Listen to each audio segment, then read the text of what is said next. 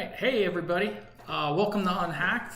I'm Robert Lubin, the director of the Security Operations Center at Abacode Cybersecurity and Compliance. Join us here Thursdays at 4 p.m. Eastern to take you through a cyber topic of the week.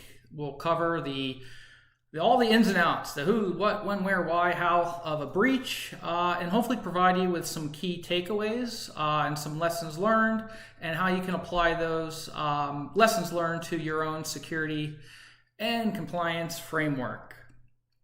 All right, so our topic today is going to be the recent Twitter hack in which several high-profile accounts were taken over and used in a cryptocurrency scam.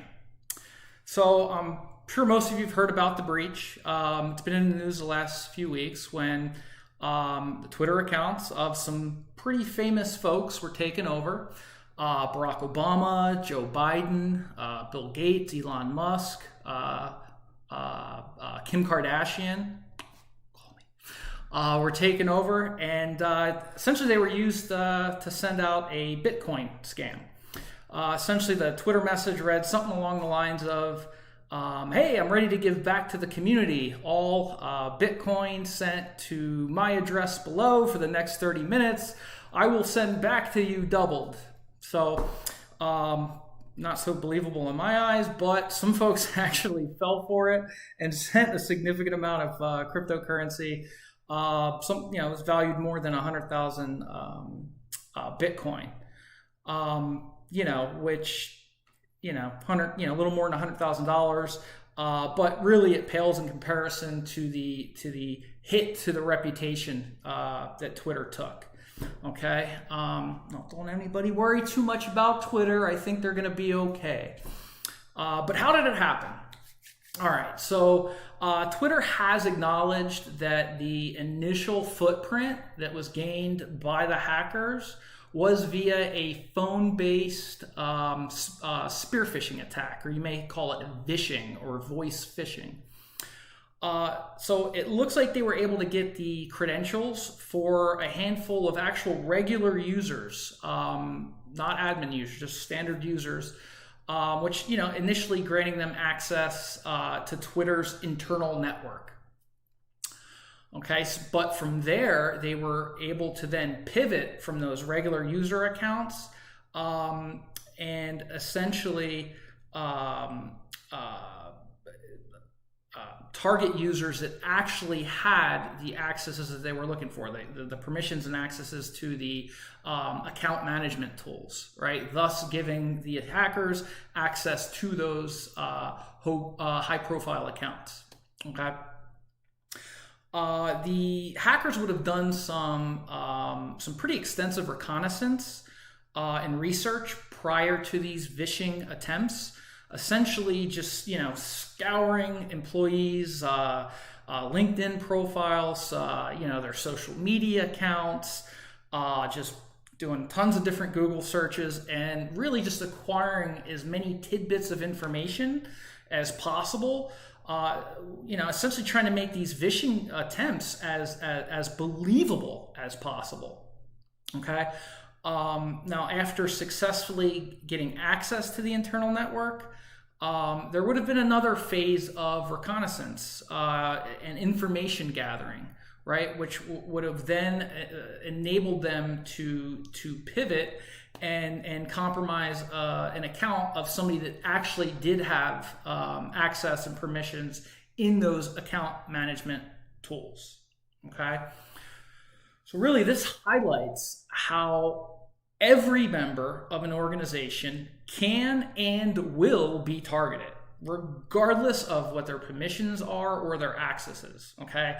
You don't have to be somebody with, with domain admin privileges or somebody in like the financial department or an IT department or even be a high-level executive, right? You're gonna get targeted. Any access to the internal network can be very fruitful to an attacker, right? And leveraged in the progression of the attack, right? So the attack doesn't go directly from A to B. There's several steps along the way, right? members of another thing you need to consider is that members of your organization, they really need to be cognizant of the information, their own information that they're posting to the internet, right? This stuff can be utilized in social engineering attacks against them or even other members of their team, right?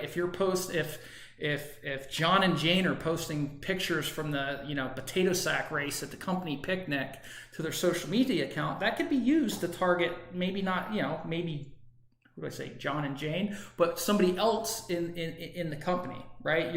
It's just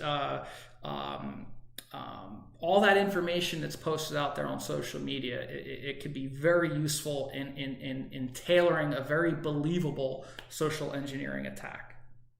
All right, and also you don't have to be a Goliath in industry to be the focus of an attack either, right? Small, medium-sized businesses and enterprises, they're targeted as well, right? It doesn't matter whether you're Twitter or Vandalay Industries, you are definitely going to be targeted at some point. Okay, so some recommendations. All users, right, regardless of what your position is in a company or what kind of accesses you have, should be trained in cybersecurity awareness, right? If you have an account in your corporate environment, then you should be trained regardless of what your function is or your accesses. Okay. Something else that you want to consider implementing is two-factor or multi-factor authentication, and it really should be enabled for all users, right? And I know that's a big pain point for a lot of people. It's so inconvenient, but it really is simple. Once it's implemented, it is so simple, right? A user, it's my username, password. Yep, that's me logging in. You just hit the little push notification on the phone, and you're good to go, right? If possible, I would recommend avoiding the SMS or text-based MFA codes. Reason being, they could be vulnerable to something called SIM swapping, or even there's vulnerabilities in something called the Signaling System 7, SS7, that could allow for actual intercept of those text messages. So certainly, your smartphone-based authenticator apps, it's more secure and convenient. So probably the better way to go. Okay. Something else, you certainly want to practice the principle of least privilege, right? Users should only be given access to the minimal privileges required to do their job. If they don't absolutely need a certain privilege to do the functions of their job, they shouldn't have it. Okay. And one more thing, the last thing that I'd leave you with is be vigilant, right? Any organization or user within that organization can and will be targeted. Just expect it. It's gonna happen. So be vigilant, be trained, and be ready to go. And really just add as many layers as you can to make it as difficult as possible. Don't be that low-hanging fruit for the hackers. Okay, make that their job hard. All right. So in closing, again, thank you for joining me. Please join me on Thursdays, 4:00 Eastern, when we'll walk through another cyber topic of the week. If you happen to miss one, check out, it'll be posted to our site at abacode.com. Come check us out. Like us on Facebook, follow us on Twitter, and subscribe to our YouTube channel to stay up to date on the latest cybersecurity breaches. I'm Robert Lubin. Thank you for joining us for Unhacked. Hope to see you next week.